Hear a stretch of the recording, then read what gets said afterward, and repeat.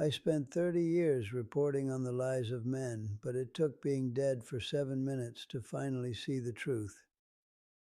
I am 96 years old, and Jesus showed me a blinding flash of light over the Iranian nuclear sites that will make the world stop breathing.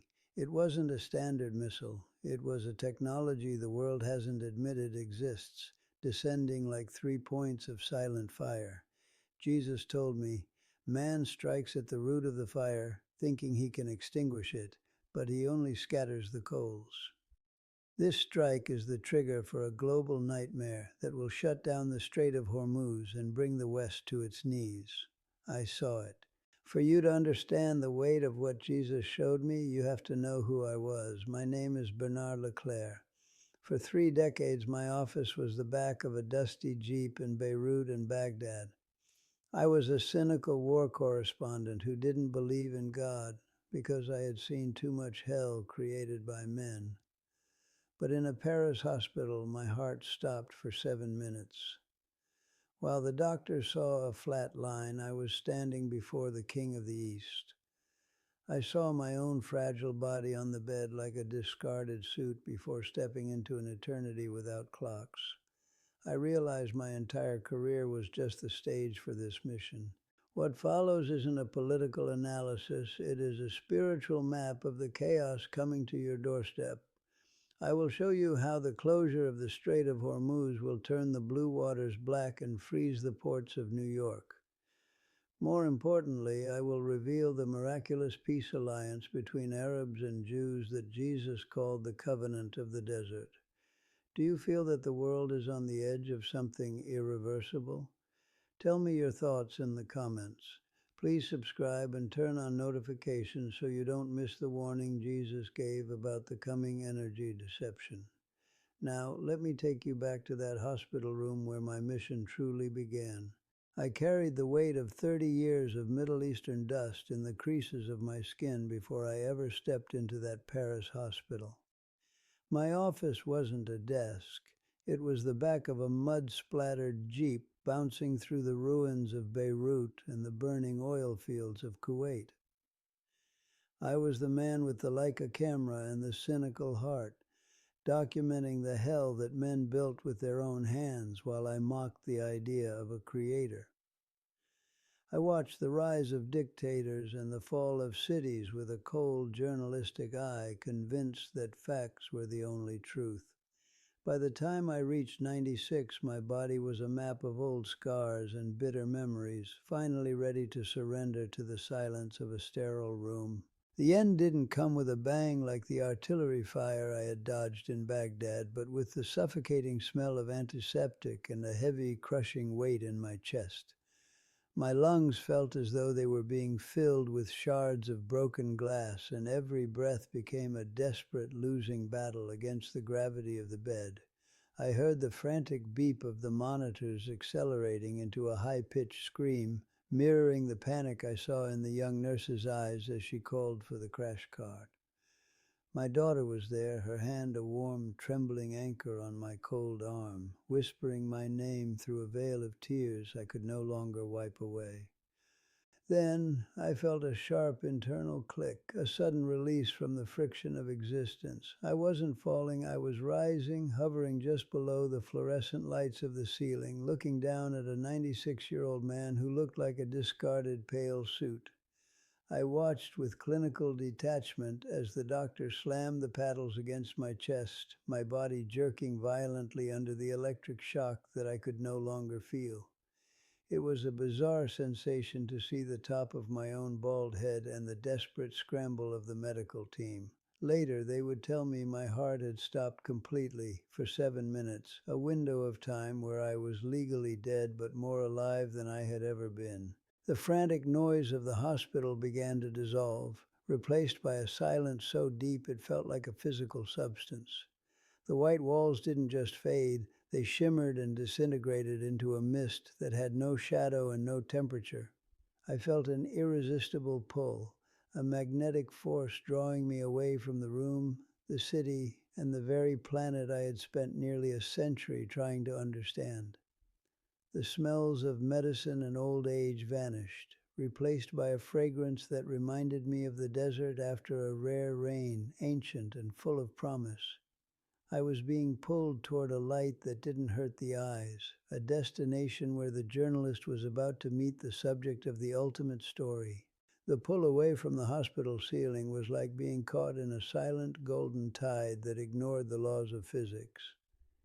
I passed through what felt like a wall of thick, warm mist, leaving the metallic tang of blood and the sterile scent of the ward behind forever. Suddenly, the crushing weight of 96 years vanished. The arthritis that had turned my fingers into gnarled roots was gone, replaced by a lightness I hadn't felt since I was a boy in the French countryside.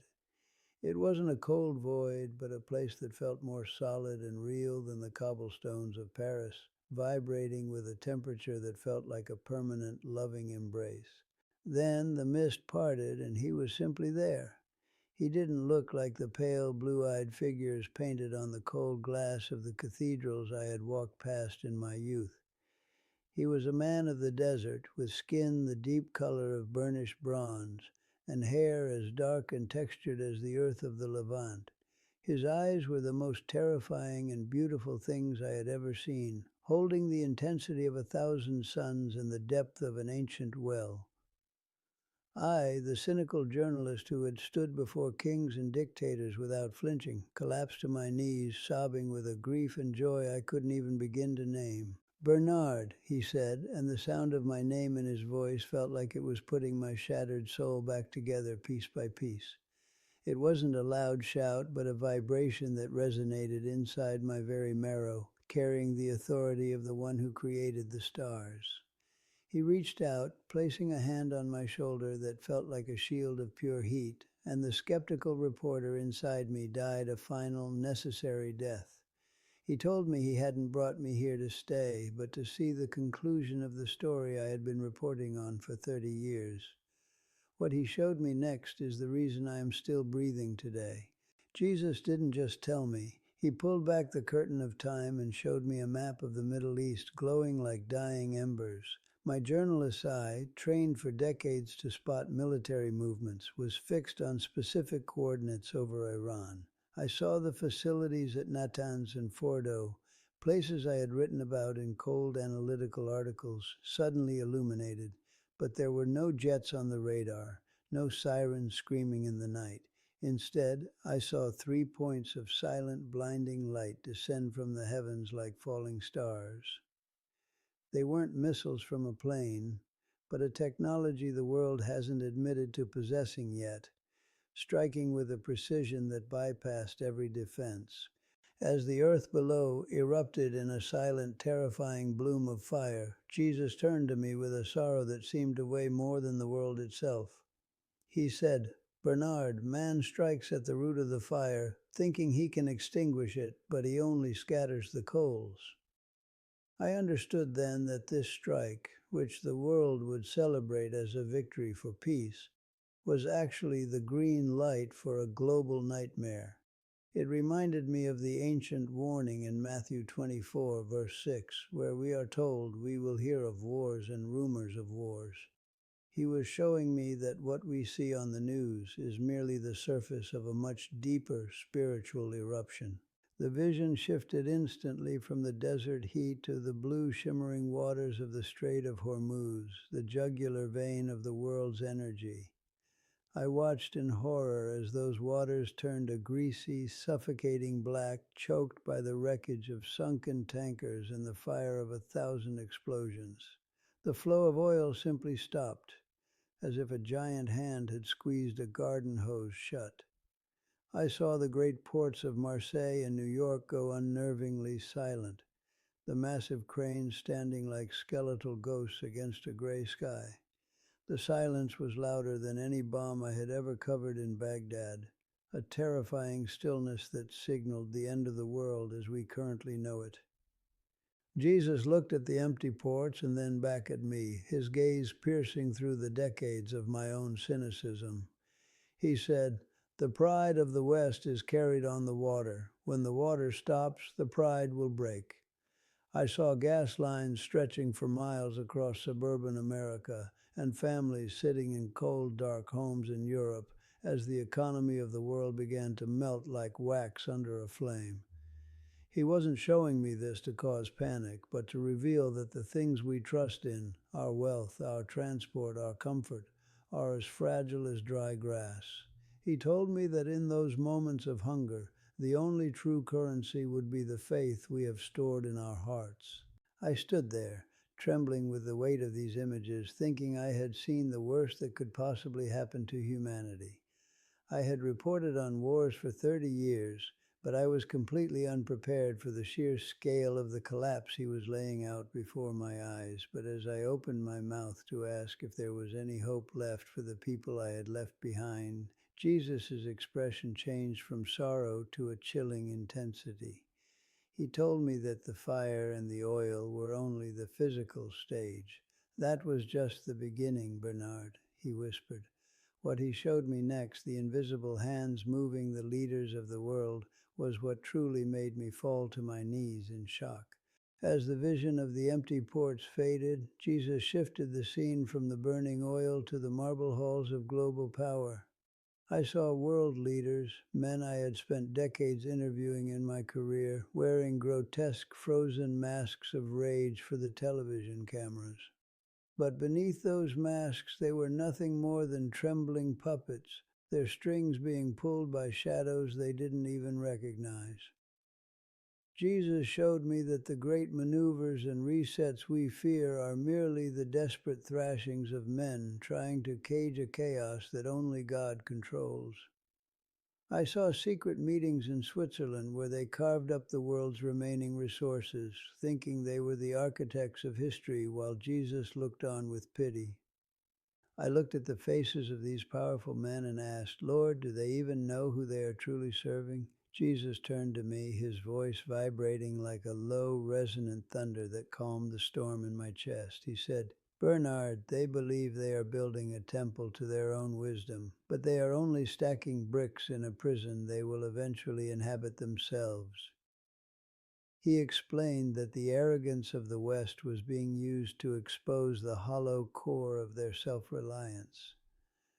Every document signed in those secret rooms was already being overwritten by a higher authority, one that does not require the permission of any earthly president or prime minister to act. The vision then moved into the cold, dark streets of European cities I once loved as a young reporter. I saw families huddling around single candles, their breath misting in the freezing air, begging for a leader, any leader, to restore their comfort. Jesus showed me a false peace being offered, a digital and social tether that promised warmth and food in exchange for the total surrender of their autonomy. It felt like the chilling fulfillment of Revelation 13, verse 17, where no one could buy or sell without the mark of the system. People were trading their eternal inheritance for a few hours of electricity, and the spiritual cost was measured in a terrifying gray dimming of their souls. Then Jesus showed me the most impossible thing I have ever witnessed in nearly a century of living on this earth. In the middle of the smoking ruins of the Middle Eastern War, I saw a circle of light forming on the blood-soaked sand. I saw imams and rabbis, men who had spent generations in bitter, murderous enmity, collapsing to their knees together in the dust. They weren't signing a piece of paper in a luxury hotel. They were weeping over the shared realization that they had been deceived by the same ancient enemy. I saw a physical highway of peace, just as Isaiah 19:23 describes, stretching from Egypt to Assyria, built by the tears of Abraham's sons. I fell to my face in that celestial place, the weight of that miraculous peace crushing the last of my journalistic distance. I had spent 30 years reporting on their hatred, and here was a love that defied every logic of the human flesh. I cried out, how can this be possible after so much blood has been spilled? Jesus reached down, lifting my chin so I could see the eternal light reflecting in his eyes. He said, what the United Nations could not do in 100 years of talk, I will do in a single moment of absolute agony.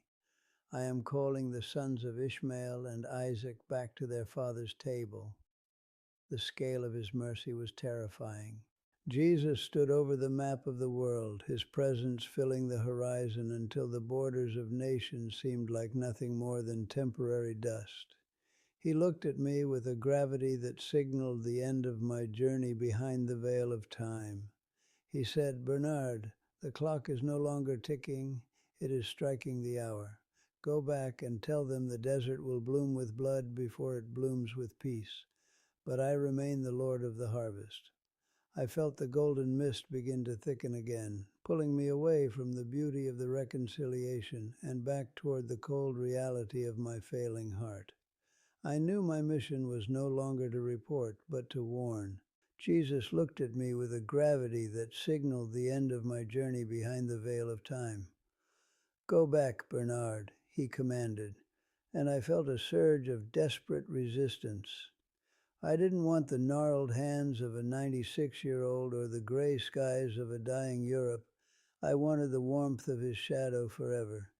But he touched my chest and whispered, "The clock is not ticking, it is striking, and they need to hear the hour from a voice they once trusted." The golden mist was ripped away, replaced by brutal weight and the icy bite of a Parisian winter. I felt the rhythm of the defibrillator's shock as my daughter screamed I was finally back. I am telling you this now because the journalist in me died in those 7 minutes, leaving only a witness who cannot remain silent. Jesus showed me that the nuclear spark and the black waters of Hormuz are not headlines. They are the birth pangs of an ancient promise. You will see the energy lines grow long and the pride of the West crumble under its own arrogance, just as he whispered to me. I resisted sharing this for months, fearing ridicule, but the urgency of the covenant of the desert is too great to ignore. This miraculous peace is coming, but it will be preceded by a fire that tests the foundation of your soul.